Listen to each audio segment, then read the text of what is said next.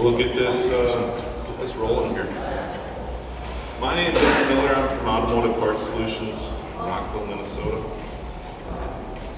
This is our panel. Talk about leveling up your sales from average or above average to oh geez.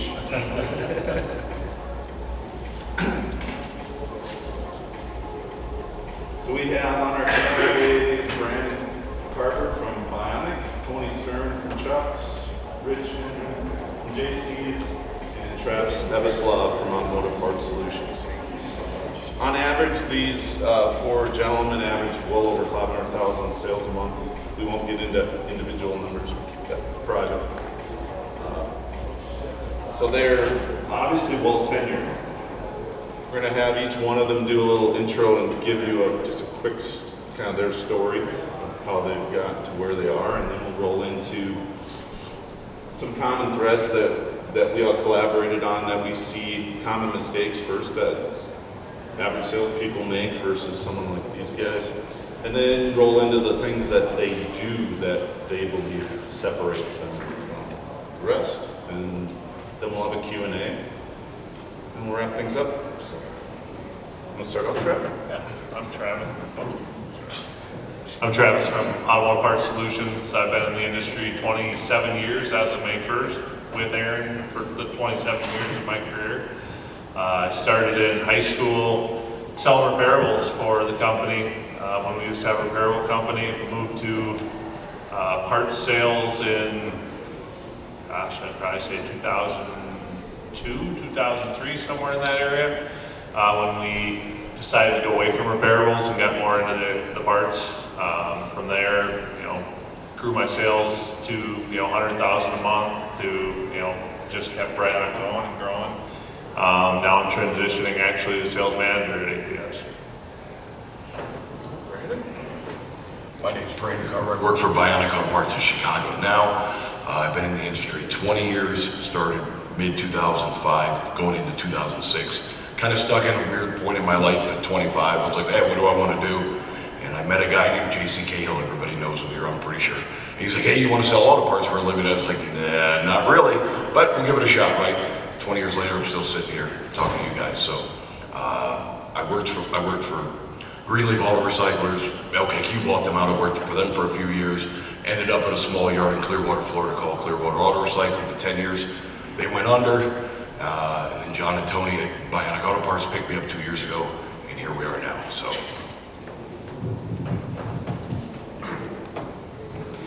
Rich Ingram, JC Automotive Truck Parts. Been with the company, be actually 22 years tomorrow. I've been in sales for, I'm thinking, around 18 years.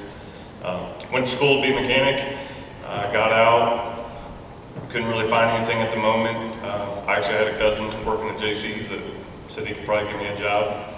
So I applied there and got on, started at the bottom, and got an knack for it and worked my way to the top and got to sales and haven't looked back.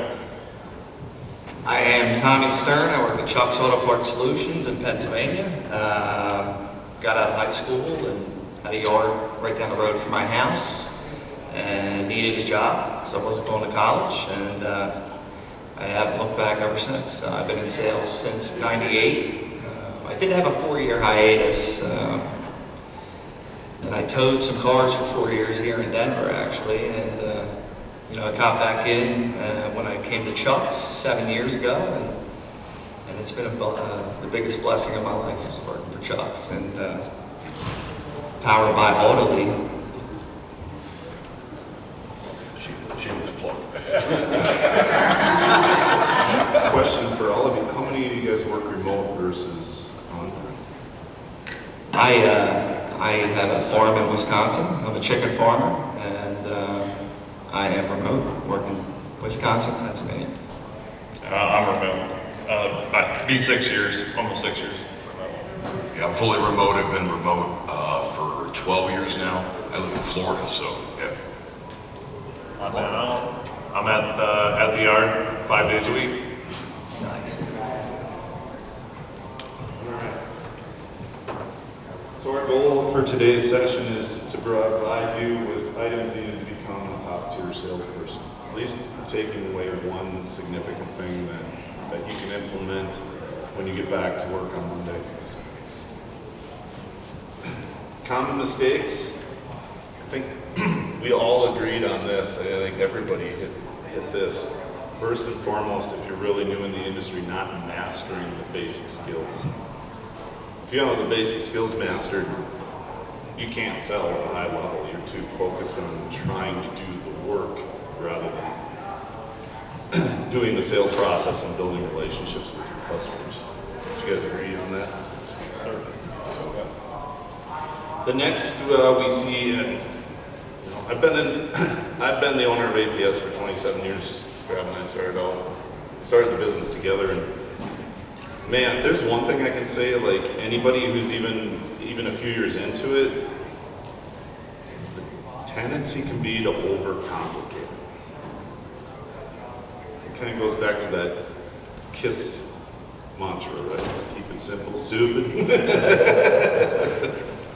Sometimes people talk too much, say too much, rather than asking the right questions, right? The next would be over-promising. And from an owner's perspective, I see people in sales who are struggling to get to that next level telling people what they want to hear, not giving them what they need. Everybody wants the cheapest possible part, but how many of you have, over the years, have been called by somebody and they're trying to buy the wrong interchange for their car because it's a $700 motor instead of a $2,500? Hourly.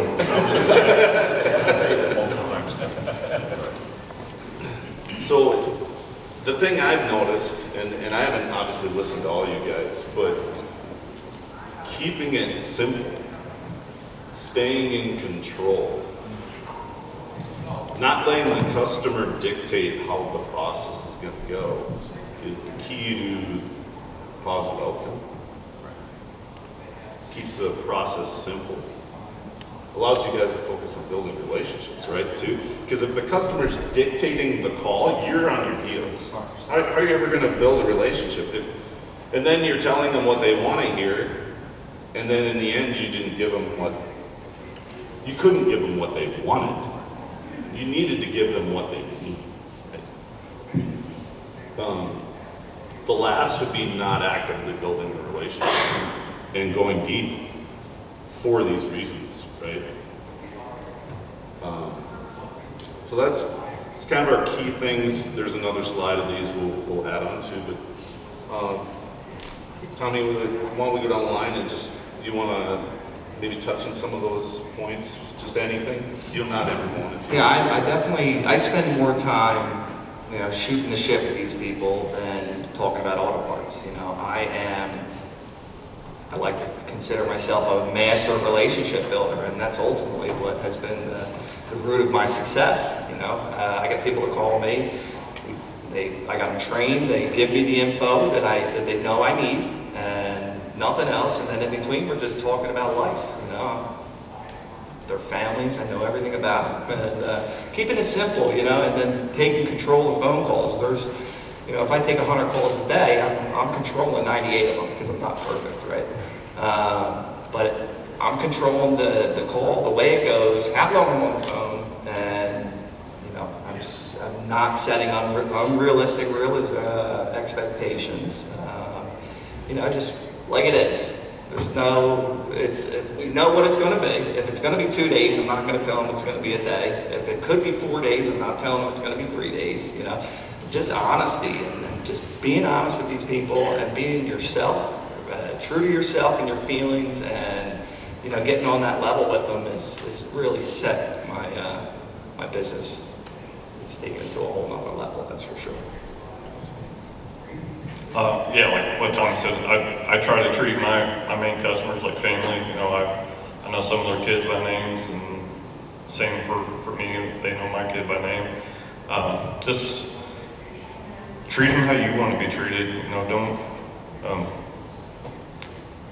Don't give an unrealistic expectation of time frames. Be upfront. That goes a long way. But as far as communication, just talk to them. Don't just treat them like one-off and then blow them off. And you know, they like to call and BS because a lot of times those guys are busy too. So that's their time to kind of vent or you know let them speak their mind. And that's why they like to call you. I mean, I pretty much think it's the same resounding thing that they've been saying, but it really is simplicity. At the end of the day, it's kind of cliche to say, but we're just selling dirty auto parts. I mean, we're not creating fortunes here. You know what I'm saying? It needs to be simple because at the end of the day, I don't think your customer wants to complicate this at all either. You know, they want the easiest thing to get off the phone so they can move on with their day as well, right?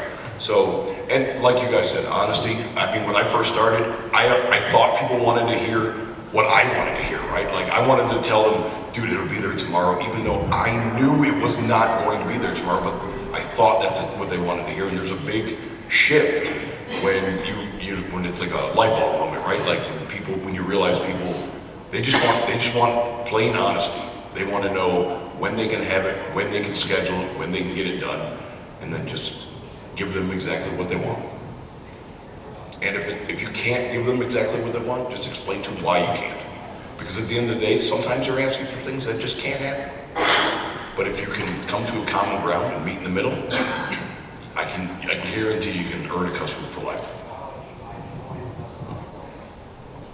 I agree with everything these guys said. I think over time and in the industry, it turns into being the expert, right, with customers. And new or old, they can definitely sense it, know it, that you know what you're talking about, and they want to come back to you because they know they're going to get the right part the first time, and the confidence that you have, you can relay to them that, you know, this is going to go right for it. Could each one of you maybe give the best guesstimate of what percentage of your sales you think are repeat customers in direct calls versus queue calls? I only deal with people that call me directly, so I'm not in any queues or anything like that.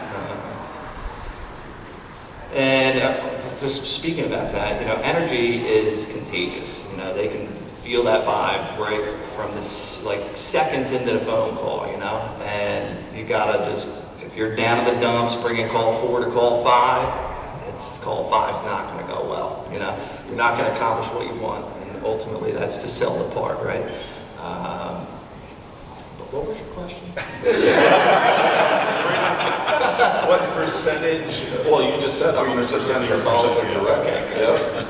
And I would assume they're all repeat customers, right? Because I deal with people. I talk to people 5 to 10 times a day. You know, I got probably 15 shops spending 20 to 30,000 collision centers, spending 20 to 30,000 a month every single month. FaceTime, Snapchat, you name it, I'm doing it. I ask them, hey, how do you want to communicate? What's the best way for you to communicate? You know, it might not be the best way for me, but I'm going to do whatever they, you know, I like to text. I'm not a freaking texter, right? So during the day at work I am, but yeah, everything is direct in my business. We actually have 3 call groups. One I don't get in at all. The other one, the main group, I jump in and out of it just depending on what I got going on. But I would say 70-75% of my calls are direct customers calling me or texting or emailing. I think my situation is a little bit different than these guys here, especially moving to a new market for me. I would say I'm probably sitting 50-50 right now. We have multiple like call groups. Obviously there's a Spanish only call group, and I don't go into that one very much. But I do, you know, handle some retail calls here and there, but try to shift more my focus to direct.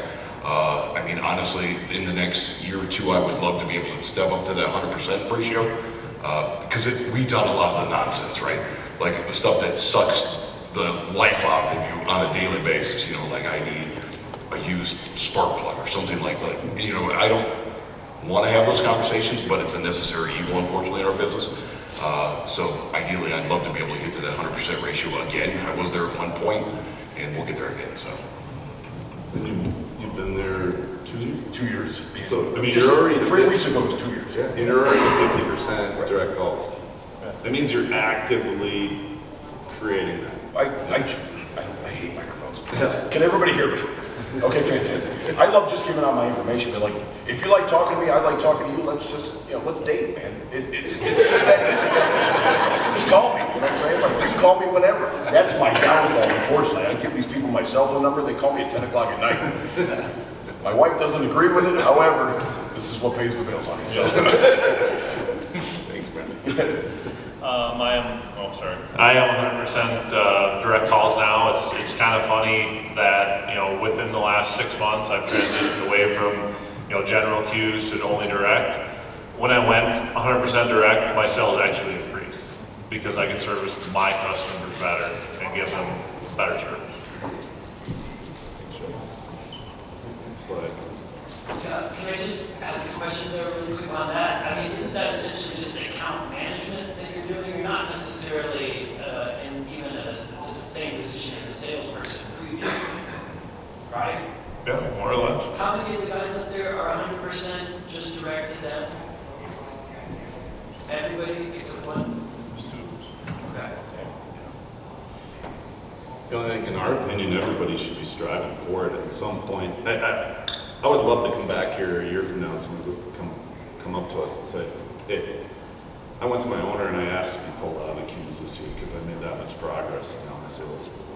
Yeah, well, how much time is wasted on a C shop? Then you could take that time and focus it on your A shop and grow that sucker to, you got a half a truck going every day to them. Yeah, like what Brandon said, if you get somebody that you feel like you connect with, don't be afraid to give out your direct number or extension. We got people that it seems like they never give that information out, and that's how you grow. Is, hey, here's my stuff. It comes straight to me. You don't have to worry about talking to anybody else. I'll take care of it. Get some that on that. So I deal with these people, every day, and when he's not able to call me from his desk phone, he calls me from his cell.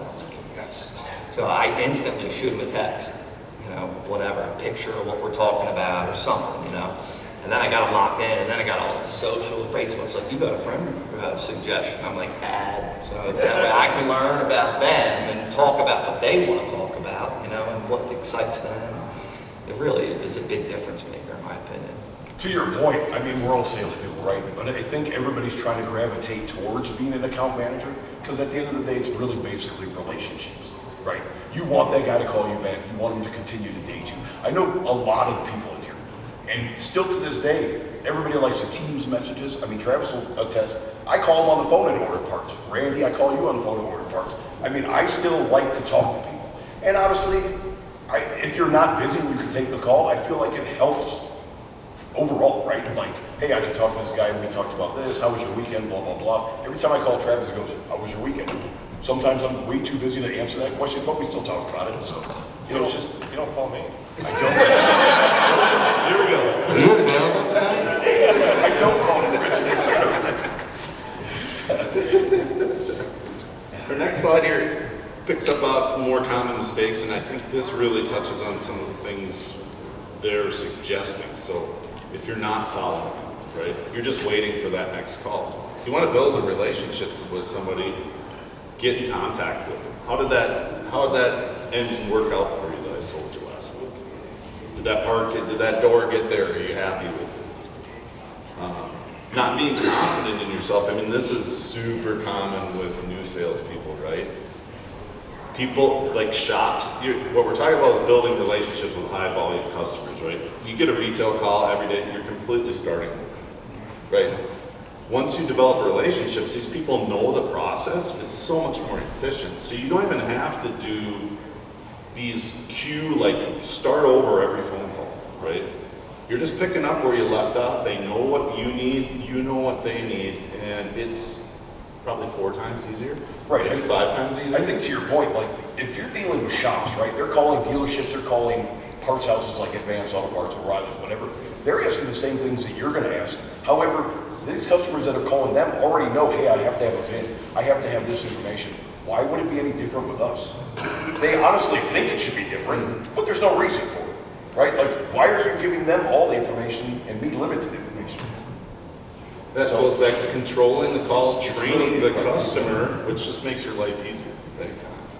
And their life easier as well. Not being proactive, waiting for something to happen and reacting to things versus I'm sure you guys are super proactive when something comes up, and it does, right? Every single day something comes up and it's like, are you on top of it or are you chasing your tail? Yeah, I've got a card, a Domo card that tells me what shops are, down that month. So whenever I have free time, it's definitely something, I'm all over it. I'm like, yeah, where you been? Because it's easy when you're selling. The chaos it's nuts. And so you don't remember to call somebody, or you don't think that you haven't talked to this guy in weeks. And so it's definitely something to be proactive and get after it. Because if you're not the top seller at your company and you got downtime, you're not getting a list like that, or the underperforming shops that haven't bought and whatever from I go to my sales manager and give me this list. I don't do it anymore, but I think it's very important.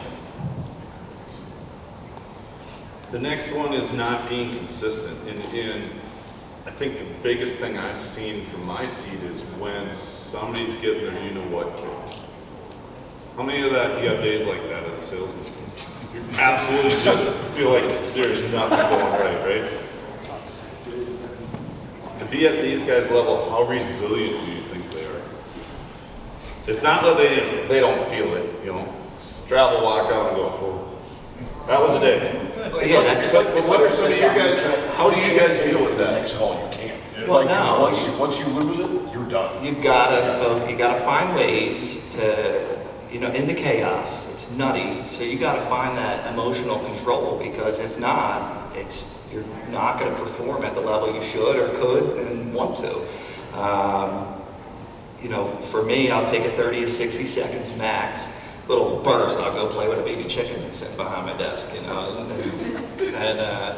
I gotta get something to just get it out. That sucked. I can't let it sit in here. I gotta get it out. I'm not gonna keep my mouth closed even if I'm alone. Talk to the chickens, right? So whatever works for you, you gotta do it. But that little 30 to 60 seconds max, get that little, clear your mind, do a little reset, come back in. That means nothing to me. It's over. Now I'm focused on what's ahead, right? How often do you think you have to do that? I do it probably at least 100 times a week. So the struggle's real. The struggle is definitely real. Thank you. And then one thing, this comes from Travis, and I'm curious if the rest of you develop this mindset. But working with Travis for very Almost long 3 time. decades. The one thing I noticed about him over the years, and he's pointed this out, we talked about it, is It's less and less hair daily. well, that was quite a while. That was over a decade ago. What do you guys think? But Travis has this knack of, after he's had this knack, I think his whole life actually, but it really became prevalent when he really started to excel, is he replays every call. We record the calls, but I don't think he listens, not just like listening to ourselves very much, but he's always recorded the call in his head. He hangs up the phone and he's like, did that go well?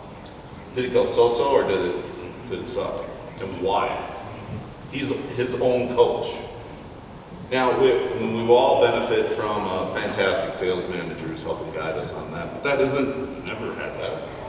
Travis is rapidly becoming that person, but that ability to learn from both your successes and your failures real time and adjust your behavior and your mindset is absolutely critical at being a master at whatever you want to do. Yeah, if you say the wrong thing and you get upset, you let something get to you, and you're thinking about it when you hang up, give it 5 minutes and instantly call them back. Like, I freaking bombed that call with you.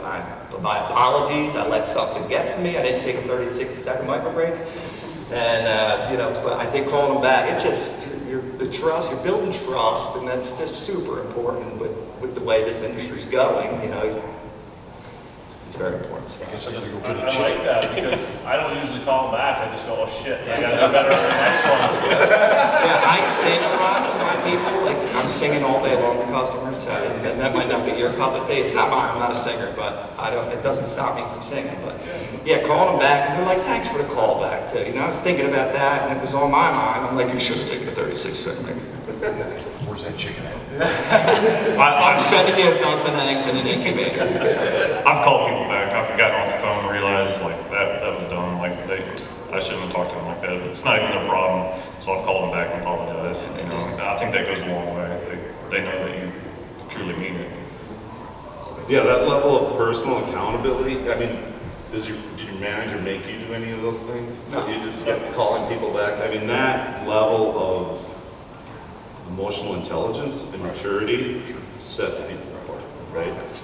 And that humility, to have, one, the nerve to do that, because it's not you're admitting I screwed up, right? But you're owning it, and you're taking action. Be it if it's a call or just changing your behavior for the next call, and resetting your mindset and going, I could have done that. But I think calling back takes amazing. It sets you apart, it really does. A lot of people have a hard time swallowing their pride, right? Maybe I screwed it up, well, whatever, but yeah, I guess, admitting it to admit, I think it goes a long way. So. I'm a recovering degenerate, so I'm not afraid to admit that I'm like, It doesn't need to be like even a messed up call, right? It's just like, what could I have done better? Or what could I have done different to improve on the next one? Which take us right into what do top tier salespeople do different? Which is basically the exact opposite of what we were saying we see people are not doing. So they're extremely confident, proficient, and competitive. I think what you'll also find from every one of you, at least I'm getting this vibe, they're also have, even though they're ultra successful, a significant amount of humility. But the confidence that their customers like, you're my guy, and I know you're going to take care of me. If you don't come across that way on the phone, they're going to bounce to the next salesman at your organization who does. Or somewhere else, in the worst case, I mean, as an owner, that's real, right? Well, I can't get this here, I'm going to go somewhere else because this guy does take care of me and he knows what he's doing. And he cares. yeah, they have confidence in buying your product and knowing that you're going to take care of them no matter what. Doesn't matter what it is. My job is to make your job easier.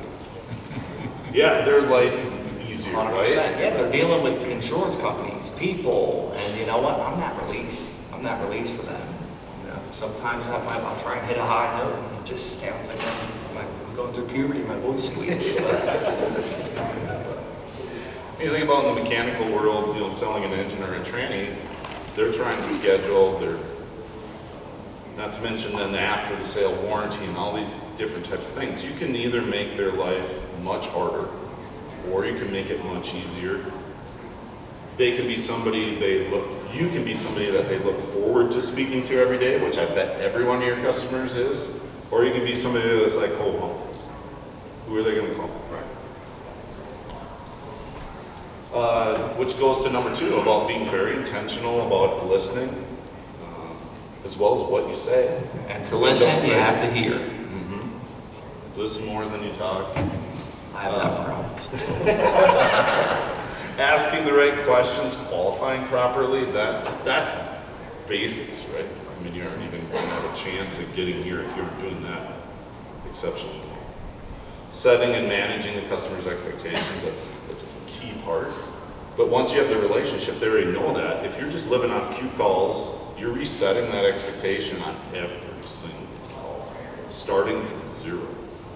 It's where we all have to start, right? But once you build those relationships, how much easier do you get? I'd like y'all to go down the line and go, okay, if you were just living off of cue calls versus your current state, how much harder would your job be than it is after? If you have to rely on just ordinary people calling in, not people that you know what they want, how they want it, whatever, I mean, it's really it's very stressful. I've seen it stressful.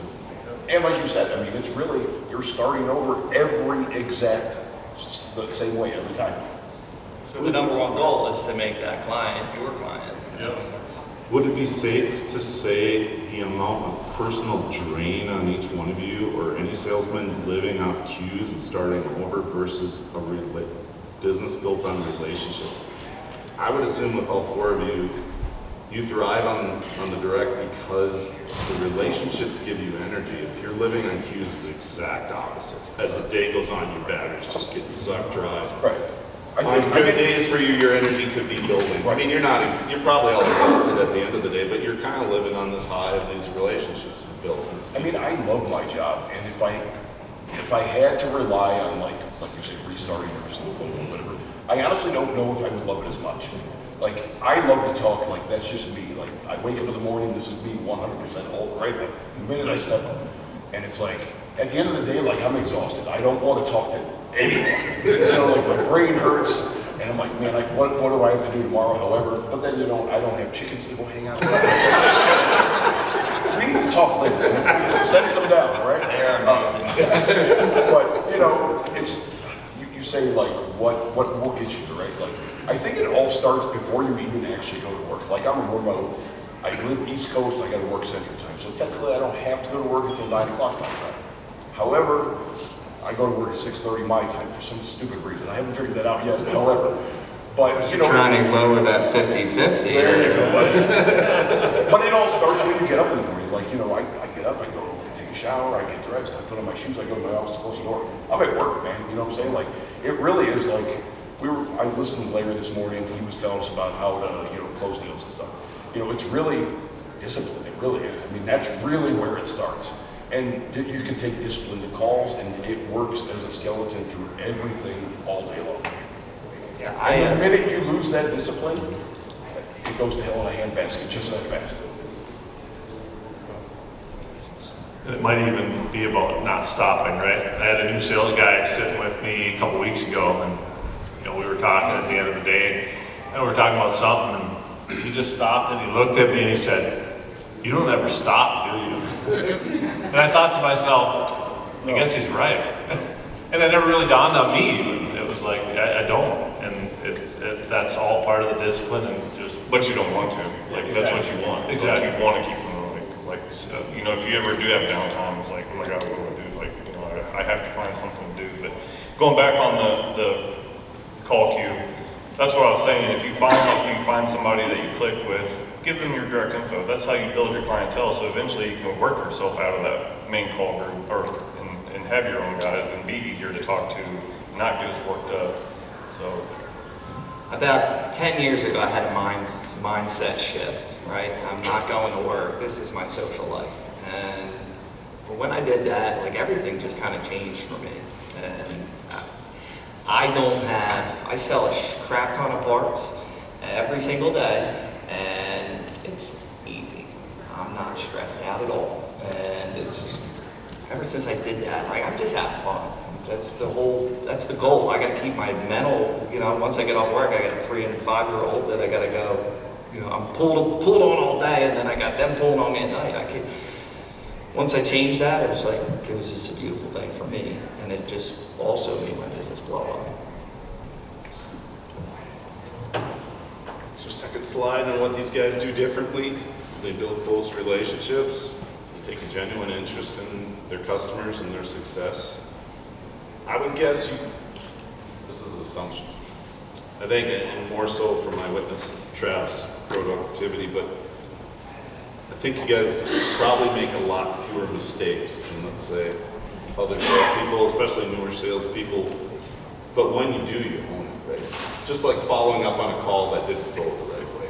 That's owning the outcome, that's owning your responsibility. Over the years, what I've noticed our place too is we would get a bad salesperson in, and they would blame the rest of the organization for something that went wrong. That's a no-no. Yeah, that's not acceptable. It's like at our place, you own it. I don't care who was involved. You're the face of the company, you own the problem, you apologize, we'll make it right. I think it's easy to find a scapegoat, right? Like, oh, Tom out back dropped the engine on my hood or whatever. Like, that customer that calls you, they know you. They don't know your owner. They don't know your shipping guy. They don't know your parts puller. All they know is you, your voice, and you're the person they talk to. They could care less about the other 100 people that work there. Because at the end of the day, they have a job that they have to get done, and unfortunately, you just screwed it up. So. Hey, Tommy, where's my door? Like, I should have been there today, right? Like, let me look it up. I look it up. I see your job number. I never clicked it over to work orders. I never promoted it. It's going to be there tomorrow. I have to own it. It's always, it's on me ultimately, no matter who is the cause, it's me. And, you know, if I just accept it, boom, I made a mistake. I'd like you more for it. And I think owning it goes towards even a drop shipped item or, you know, a remanufactured item, right? You know, customers even say, well, you didn't build it. Well, I sold it to you, so I still got to own it, right? I'm still the person you bought it from. Yeah, and we're still the company that selected the vendor, right, and allowed you to sell it, so we own it. I think we talked about this already. The chickens are a big part of it, and I'll take that. The one takeaway for today. They're extremely resilient. Got different strategies for being resilient. If something goes wrong, they And bounce they back. taste delicious. They follow up, follow through, and they earn their customers' trust. They're consistent and persistent. It's a big deal. I answer the phone the same way. And I don't say Chuck's Auto Parts Solutions. I'm like, yo, or something ridiculous. And my goodbye is later, like literally. And I got customers that say it before me now. So I'm like, yes, I got a grown man. Yeah, it works out really good. Yeah, if you come across a mistake or, you know, have an issue, don't put the stuff off. Just take care of it as fast as possible. Because the more you put off, it's just going to be harder and harder to get back to it. And then you're going to have more on your plate to get through. Just take care of it. Don't. Most likely you're going to forget to do it. That's the Yeah, thing. or that So, too. that's the thing. So like everyone in this room, I guarantee, has had a deal where it went bad. And you're like, I don't want to make this phone call right this second. I'll do it later before I leave. And then 4 days down the road when he calls back and says, hey man, where are you? Oh shit, I forgot about that. Right? And everybody does it. Everybody does it. But if you can put out the fire at the time, it may suck. That call's going to suck. It's going to be horrible. However, at least the customer realizes that he can either go another direction or you can fix it right then and there. Right? So. And I think if you address it quickly, early, it's gonna, the stand a situation, better- you stand a as better painful chance. as it's still give you a lot better than, You stand a better chance. yeah, Right. yeah. All right. So here's our quick takeaways, and then we'll open up for Q&A, which should be hopefully fun. So Matt, our advice to you, if you're really new, master the basics. You better know how to run that computer with your eyes closed. You better have all the part types or part codes memorized. You better know how to use your phone. You better know how to quote work order parts with your eyes closed. That's what you should strive for first. If you're fumbling around and you're focused on the process, I don't think, in my personal opinion, owning the business, I don't think you should waste your time trying to build relationships. Because there isn't going to be that confidence and trust in you until you come across as a professional and master it craft. And then we get into the selling aspects of it, properly qualifying, closing. This is all controlling the sale. Presenting the options. In our world, collision's a little different, but mechanically wise, we always give the customer choices. Like if we're only giving them one choice, we're only giving them one option. If we give them 3 choices, what's the chances of us hitting and we qualify them well, what's the chances of us closing that deal? Right. A lot better, right? Our philosophy, I'd be interested to see what your organizations are like, but how long have we had the mantra? Like one, never send them away. Now, granted, we're going to sell a $5 part. No.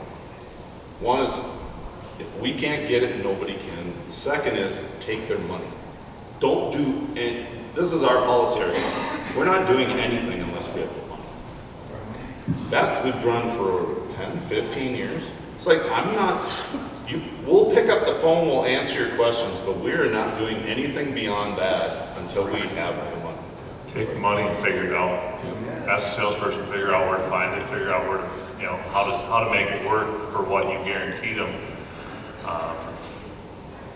Me and Luke say it every morning. What do we say? Who's got my money? Who's got my money?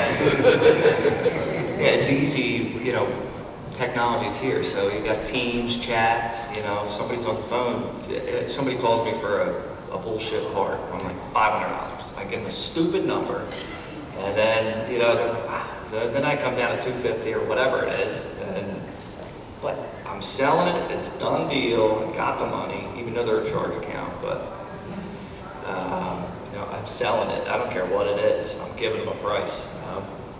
And if I can't find it, you don't find it. It doesn't work out. But you don't sit on it all day long. You can usually get things done like this. And To that point, like, I literally tell no one no. If you call me for something, I'm going to find it. Whether it's gonna be an extra sale, I gotta call Travis and order it off one of his cars, and he's like, really, you're gonna buy this from me? Like, dude, I'm not telling anybody no. If I have to broker it, like, I want you here. I don't want you going down the street to my competitor, you know what I'm saying? Like, I want your money. Bring me your money. If I can't figure it out, like you said, Tommy, then we can't figure it out. However, we're gonna give it a college try. Right. yeah, don't spend all day on it. No, Your time is it'll really eat you alive. valuable. Like, give it a good 5 minutes. And to what was insinuated right before that, like in that instance of Brandon, we would take the money, literally. Right. So either it's a charge account, credit card, whatever. Then we go hunting. Right. We are not doing any work without getting To that point, you see a lot of people that call and they're like, hey, I want that engine, go ahead, I'll put it on an order, I'll be down later to pay for it. Dude, it'll be on a quote until you show up to pay for it. Like, I'm not, because, at the end of the day, you got to pay X, Y, Z, A, B, and C before that even gets even ready. And how many times do they not show? It's a lot. A lot. It's real easy to build urgency and get them to. Absolutely. Like, you might want to come down here because, dude, this thing's hot. Like, there's a bunch of quotes on it. Price and availability changes by the minute. Like, it may not be here in 2 hours. I'd recommend jumping in your car now, And if you don't want to, hey, we'll take your credit card. Cool, let's do it now. Then nobody can buy it. It's yours. It's like Amazon. It's like any other professionally run business. You don't get the product until you pay for it. Right. Target's not going to bring all your items out to your car unless you gave them a credit card and paid for them. They're not going to COD it at your car door. Going deep, building relationships, replaying calls in your mind. What didn't? What do you learn from it? Owning your mistakes and issues. Don't pass blame. Those are all our takeaways. We got 7 minutes-ish. Did we hit on any goal type stuff? I would assume all these guys got goals and plans, and you don't go to war without a plan. Yeah. So, I like to break down a 10-year, a 5-year, a 1-year, a 1 month, a 1 week, a 1 day, a 1 hour goal to get to where I can get to. Because that's the only way you're gonna know if you're on track or not. Warren Buffett broke it down to 5-minute intervals. So breaking down SMART goals, if you don't know what that is, you can plug it into any AI, it'll tell you exactly. It's just a simple process, and the further you can break it down into your daily activities, by the hour, I would say, is ideal. Yeah. That's how you're going to move forward. And knowing Travis as an employee for 27 years, and I'm sure you guys have to be the same way to get to this level. It's like he's had goals and plans since he was 18 years old. Of course, they change as he keeps attaining a new level of, success. He sets new ones, but he's always had a plan. Always. My goal is to give the best possible experience in the automotive industry. And I 7 out of 10 times I'm hitting it every time. And when I don't, I call them. I heard something interesting one time. A guy told me, he goes, if you set a goal and you actually reach it, then it wasn't set high enough. You should be able to set unattainable goals and you strive to hit that. Because if you say, hey, I want to make, round numbers, $100,000 this year, and you easily crush it, well then obviously you either A, killed it, or B, you didn't work hard enough, right? Like, if you could do 100, why couldn't you do 125? So it's always like, hey, if I got this goal, but if I tweak it a little bit more and set it even higher, then it causes you to work that much harder to get there. Because even in the back of your head, you're like, dude, this is not going to happen, but we're gonna damn sure try. And it's just like a total sales number. I don't set a goal in that aspect. Right. I definitely, my goals for me have been to, actually I'm gonna lower my sales, but my goals for me is to, broker profit, warranty, and that's mainly my 2 goals. Yeah. And that's something I'm really working on this year, and lower my return rate. You know, I sell a good amount of parts, and I got it down to 18%, and 70% collision parts is what I'm selling. And that, honesty, open, this is what it is, you know, and like I said, with the technology, I'm screenshotting the pictures. When we get the parts off the car and they go on the shelf, I have a picture of it. So when I look up that door, I see just that door's picture, and just shooting it right boom, boom. They're like, what's this? You just texted me? I'm like, yeah, well, that's what you're getting right here. So there's everything is communicated, you know, and I think that's a major factor here is communication, confidence, and having a good time. You know, that is the number one thing. It's the experience and having a good time. You can set yourself apart from anybody. I send our sales guys goals for a month, break them down by week, break them down by day. And some of the guys that are newer, I've noticed it helps that they sell more warranties, they sell more freight. So, yeah, giving guys goals is really beneficial. But is it better if they make their own? They own it more? Possibly? Yeah, essentially that's where I want them to get to is, you got to the goal I set for you, set your own goal. Set it higher than what I'm telling you. Because I guess at the end of the day, you're setting goals for someone, right? Obviously, they work for you, you know them in a roundabout fashion. If you're setting a goal for them, that's your assumption of what they're capable of doing, right? And to be honest, they might take that number and say, really, that's it? Like, I could kill this number, right? Which obviously you want them to do. But then when that report comes back around, we're like, well, I said it here, you were here, so we're going to set it way up here now, right now. We've got a salesman that didn't always push real hard on warranties. And when I started sending out those numbers, that these are the numbers I want you to try and hit, he outdid his by several. And salesman recognized him for that too. Pull him aside and tell him, hey, kill her. Before I got to the higher end, you know, I used to, all the time, I'd go up and look up everybody's sales every day just to see how close I was, to try to push myself. I was like, you know, it makes me work harder to try to beat the next guy to get to the top. I just drive, that motivation just is what I look for. Like, I want to be the best I can be. That's one thing that I'm sure is true across this whole panel is the level of competitiveness. I'll use my experience with Travis as an example. Chris is sitting in the audience here. Travis, you know, been working into management and working out of sales, and Chris's sales are really stout. And he gets close to Trav, and he's like, oh, wait, like, I'll be on a call with Travis. I gotta go. Chris is getting a little close.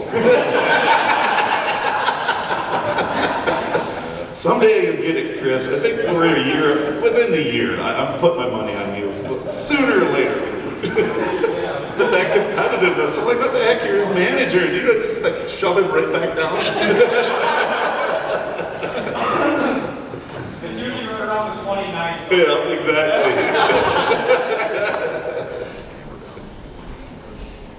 Any other questions? Yes, Jason. What if the devil's advocate, one-off retail customer calling for a vendor on a 2010 model? As a sales manager, and Travis, you can probably relate to this, I want that customer to have a quality experience with a knowledgeable professional salesperson. But I also want my top guys to be able to focus on our relationship development. How do you have your cake and eat it too? Is it just hire more salespeople? We're actually transitioning that right now. I mean, If I'll Trav step wants to in. elaborate on What's stopping your top guy selling that vendor to the retail customer? Well, there's like two top guys up there that don't take. Don't take those calls. Right, right, okay, I got you. So, Rich could go 100% in his own queue, but he doesn't. I mean, I know why he doesn't, because he wants to make that Still next wants call it, his yeah. customer. Oh, I want more. Yeah. If I got any downtime, I'd jump in the car. Sure. Well, I ain't making money if I'm not answering phone. And I always liked it. It keeps you sharp, right? Yeah. The retail guy keeps you sharp. The differences keep you sharp, definitely. To answer Jason's question, I think it's just about training that lower salesperson to have as good a service as the other guy, right? I mean, that's really what it comes down to. Have the same experience, right?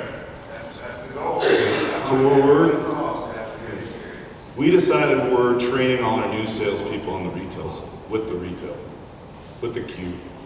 And then it's not that we're telling our top guys they shouldn't be in a queue, but they have the option not. But we're definitely gonna like use our retail customers as our training ground for our new people. We are switching that as we speak right now. I started off on the counter in Southwest Philadelphia. Starting the counter flow. Yeah. I started on the counter. Right at the front door. Yeah, doing eBay stuff, I mean, that's retail as it can be too, so that's where you build your skill, I guess. Thanks for the question, Jason. It's right on point. Yeah. All right, so question on kind of tangenting off what Jason said here. So you guys obviously are top dogs and you earned it all. How much of your time on a weekday do you put into mentoring some of the new potential that you see could be at your level? I'm a champion for everybody, man. I see everybody's numbers and I give them a hoorah, whatever it is, my own way. But I do that daily.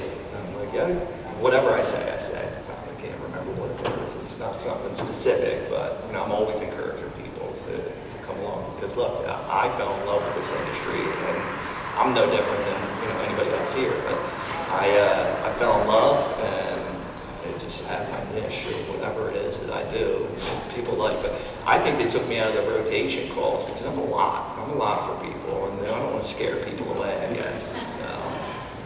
I've always tried to offer, tell our guys, if you ever have any questions or anything, feel free to ask. Like, I want to help. I've offered to let some of the new sales guys, I'm 3 hours away from office.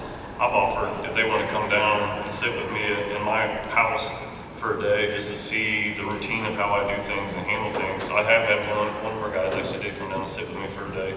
But yeah, anything to help. It's a team. You got to keep it that way. I mean, to your question there, Dan, I'm an open book, and like I said, I love my job, right? So, we have a younger guy that works for us that used to be a waiter, right? And he's put in almost 3 years now. He's in the top 3, with number 1, 2, and 3 of the company, right? Came from knowing nothing to being there, and it's really all just personality, and he is not afraid to ask a question. We talk every single day, 30, 45 minutes after work, and we bounce ideas off each other, whatever. I mean, he's half my age.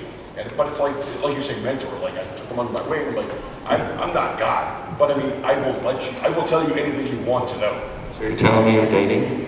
Yeah, we're totally dating. I think as you get, in the business longer, you get more comfortable in your position, it just becomes more fun, right? Training the next generation. It's not about competition anymore, it's more about team, making the team better. I spend probably 50% of my time now helping all the other guys try to be their best. I want to see them make, more money than they ever made in their life. Do you find yourself ever sending your phone calls to other salesmen so they can hear them? That's one thing I think we're losing in the industry, I feel at least, is, the olden days where you were in a bullpen with 5 people and everybody was listening to everybody's calls in real time and you were learning bits and tricks from everybody along the line.